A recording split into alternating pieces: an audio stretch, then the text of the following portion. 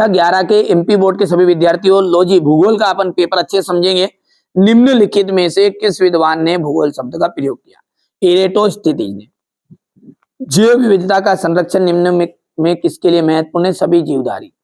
डोडा बेटा चोटी निम्नलिखित में से कौन सी पहाड़ी श्रृंखला में स्थित है? नल्लामाला। ठीक है, यहाँ से वायुमंडल का मुख्यतः गर्म होता है भौमिक विकिरण। भारत का अक्षीय विस्तार है 30 डिग्री। ब्रह्मांड के विस्तार को किसने प्रमाण दिए थे? एडविन हब्बल ने।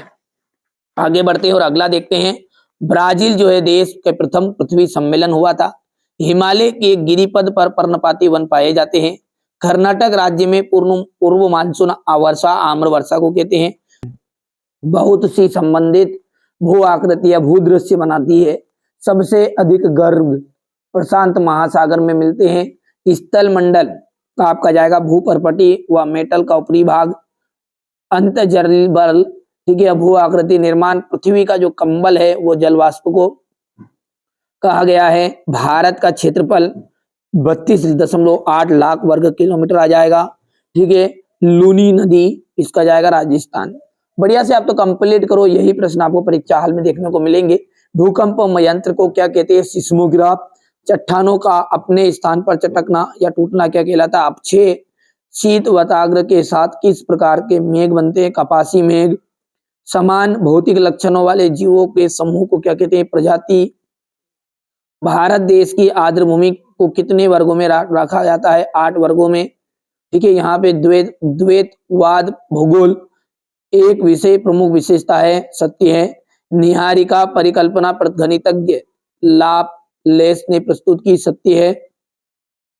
ये क्वेश्चन नंबर 5 है। ये क्वेश्चन नंबर 6 आपका देखिए, भौतिक भूगोल क्या है? द्वैतवाद क्या है? भूगोल ने द्वैतवाद को समझाइए। जलवायु से क्या तात्पर्य होता है?